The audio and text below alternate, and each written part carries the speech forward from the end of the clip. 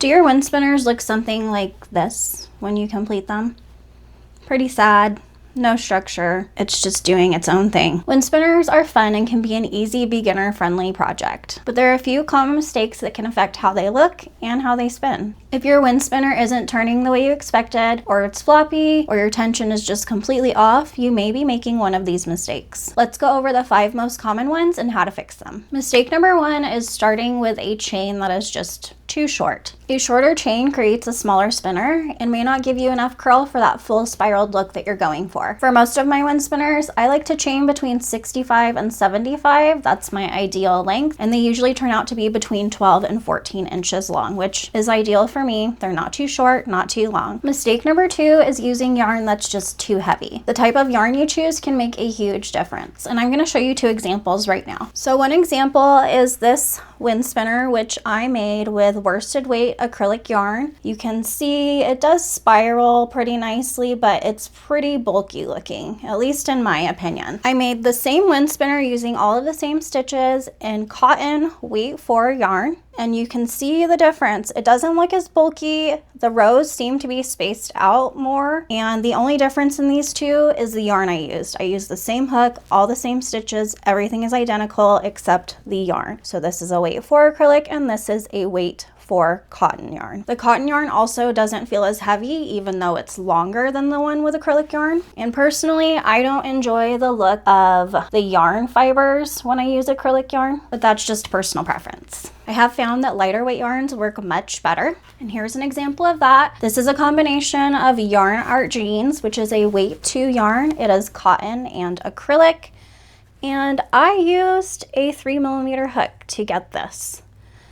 So it just goes to show you. So now comparing my weight 4 cotton and my weight 2 cotton, you can see quite a difference. This one is much lighter. It spins amazingly outside. This one spins fairly well, but you can tell that it's heavier when it's spinning.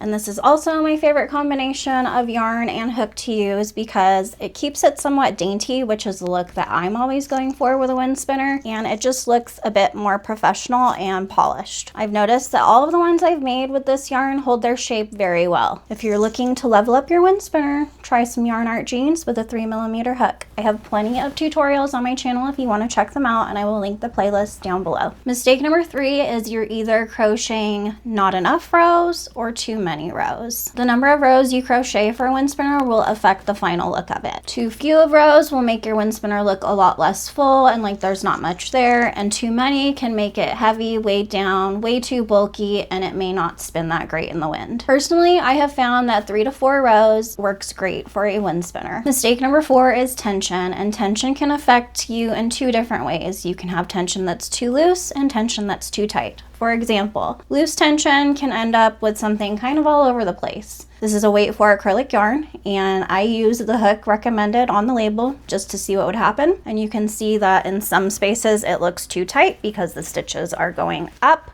and in some spots it's too loose because it's just kind of drooping down sadly. Just to show you another, this is with Yarn Art Jeans, and I did crochet this one with a tighter tension just for the sake of this video, so you can see that the rows are starting to kind of curve upward. So I either could have gone with a bigger hook or loosened my tension. Another mistake that ties into this is not increasing your rows as you go. Crocheting a wind spinner is just like crocheting in the round. You need to add stitches to each round that you do. So the more rounds you have, the more stitches you will have. Each row gets a bit longer than the one before, which is what helps create that spiral. So it will need additional stitches to accommodate that length. Without enough increases, the spinner will become too tight and way misshapen. So consistent tension and proper increases will get you the structure that you're looking for in your wind spinners. Mistake number 5 is using the wrong hardware. And I did this for the longest time just because I never thought to look for anything else. When I started making wind spinners, I would just use a strand of yarn to hang them, and yeah, that was fine. But over time, I did notice it would start to get kind of tangled up there because it can only spin so far before it starts tangling, right? That's why I started using these little clips, which you can find linked below in the description. I love them. They swivel completely all the way around, so your wind spinner is free to go back and forth as it pleases in the wind.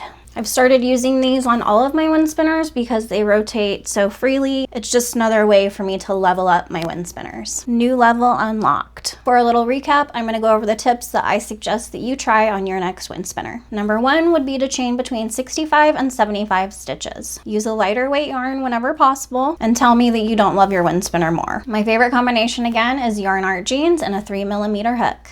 If you're interested in purchasing some yarn art jeans, I have that tagged for you here, as well as in the description below. Tip number 4 is to stick between 3 and 4 rows for a nice balance of fullness and movement for your wind spinner. And tip number 5, which is my favorite right now, is to use a swivel clip when you can. If you can't, totally fine, but it will level up your wind spinner. So those are all the common mistakes that I see when people are making wind spinners and how to avoid them. Let me know in the comments what your favorite wind spinner design is and if you have any tips of your own. I'd love to hear them. Don't forget to like and subscribe for more tips and tutorials. Thank you for watching. See you next time. Just kidding, video's not over. I thought of a bonus mistake, so I wanted to add it in here. Mistake number 6 that you may be making is the charm that you decide to hang from the bottom of your wind spinner. It can make or break it. And what I mean by this is the charm helps to lengthen, stretch out the wind spinner to give it a better hanging structure, and it helps it spin. So the bigger your charm is or the heavier it is, works out better. A lot of people think that the charm on the bottom of a wind spinner is just for decoration, but it does serve a purpose. The extra weight helps stretch and lengthen the wind spinner and gives it a nicer shape when it's spinning. When it comes to wind spinner charms, there are so many options you could use. You could do beads, you could do a tassel, you could do a butterfly, you could do metal charms, you could add a keychain to the bottom of your wind spinner. There are crystal pendants you could add to your wind spinner, which would make it look super cute because the light would catch it and cause little rainbows to appear all over your yard or where you decide to hang your wind spinner. So let me know your favorite charm to place on your wind spinner. I really like butterflies. I also like beads. I'm thinking about getting some of those crystal pendants just to try them out and to have a little cute little rainbow effect going on in my yard. I hope you guys enjoyed this video. If I helped solve one of your wind spinner issues, let me know in the comments because that would be really cool to know. And be sure to check out my wind spinner tutorials. Again, they're linked below. Bye!